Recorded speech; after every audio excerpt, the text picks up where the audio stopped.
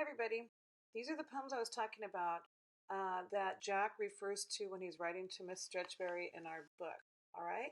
And so this is written by William Carlos Williams, and he's passed away. He's a dead poet.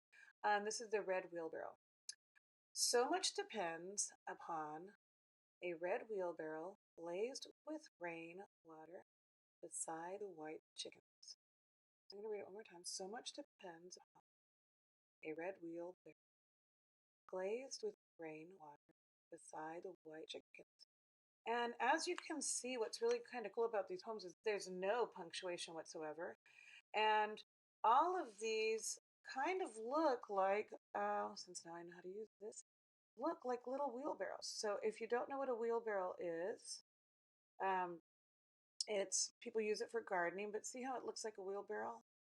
And look it up, and usually wheelbarrows have like one wheel here, and then there's a handle. But anyway, each stanza, and that's what a stanza is. A stanza is this whole section right here is a stanza, and then here's another stanza, and then these are called, if it's just one, it's called a line, but this is stanzas, and the stanzas are used to, when we talk about poetry, how to identify them. So this one has 1, 2, 3, 4 stanzas, and they all look kind of like wheelbarrows. All right, so let's get to the next poem.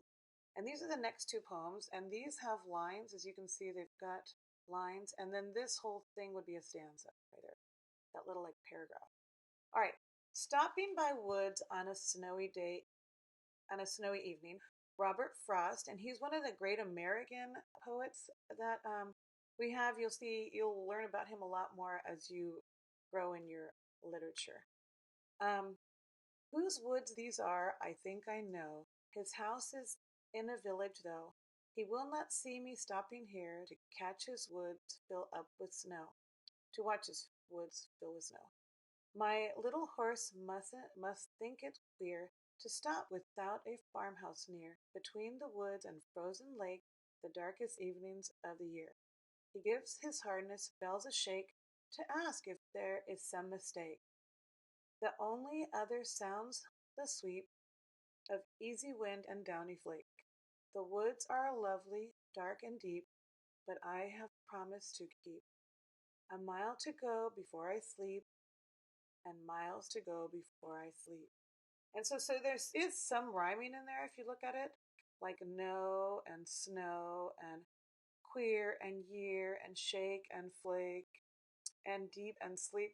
So this one has some stanzas with rhyming, and that's another feature that poetry has that we're going to learn about. So not all poems rhyme. All right, and now we're going to do the tiger, and that's the one that he said had the beat, and he tried to do one like it. So, and you can see that this is by William Blake, and he was alive in 1757 to 1827. So some of the English is old. It's things we don't use anymore.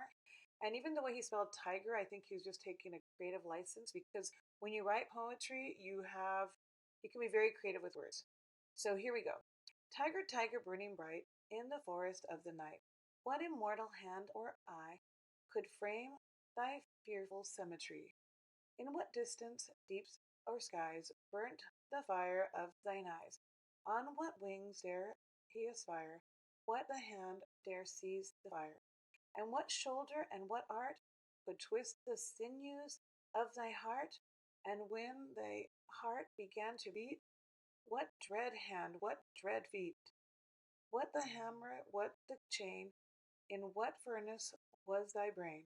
What the anvil, what dread grasp dare its deadly terrors clasp? And when the stars threw down their spheres, the watered heavens with their tears, did he smile his work to see? Did he who made the lamb make thee, tiger, tiger, burning bright, in the forest of the night, with immortal hands or eye, dare frame thy fearful symmetry? And so it's got some different words in there, but it's got like a real precise rhythm. And that's what you see when he writes the one about the car. And I had to actually look some of these words up, like sinew. I didn't know what that was, but it means a tough cord or something tough to cut. So If there's some of these words you don't understand, look them up. I mean, we're online, right? So as you see, poetry can be in different ways and it looks different. And again, look at this one ends with a question. There's some with no periods. There's capitalization where you wouldn't have it if it was regular sentences. So kind of cool. All right, so let's go to the next one. And this is the last two I'm going to read. And this is one by Robert Frost again, but this is the dog that he talks about how his dog looks like that. All right, so Dog by Valerie Worth. Under a maple tree, the dog lies down, lulls his limb, tongue yawns, rests his long chin. Carefully between front paws, looks up alert, chops with heavy jaws at a slow fly, blinks, rolls on his side, sighs, closes his eyes, sleeps all afternoon in his loose skin. And so remember, Jack refers to the loose skin in one of his writings. And I think that's my favorite line is loose skin. Because I could just picture a dog laying down with loose skin. Makes a lot of pictures in my head. Hope it's doing it for you too. Then here is Robert Frost, like I told you, is one of the great American poets. And it's called The Pasture. And this is the one that Jack said he didn't understand. The Pasture. Robert Frost. I'm going out to clean the pasture spring. I'll only stop to rake the leaves away and wait to watch the water clear I may. I shan't be gone long. You come too. I'm going out to fetch a little calf that's standing by the mother. It's so young it totters when she licks it with her tongue. I shan't be gone long. You come too. So these are the poems he refers to, and I'll be putting more up. But if you have poems you want to share, send me them or give me a link on our private chat. And have a great week. I hope you're enjoying this new learning. Bye.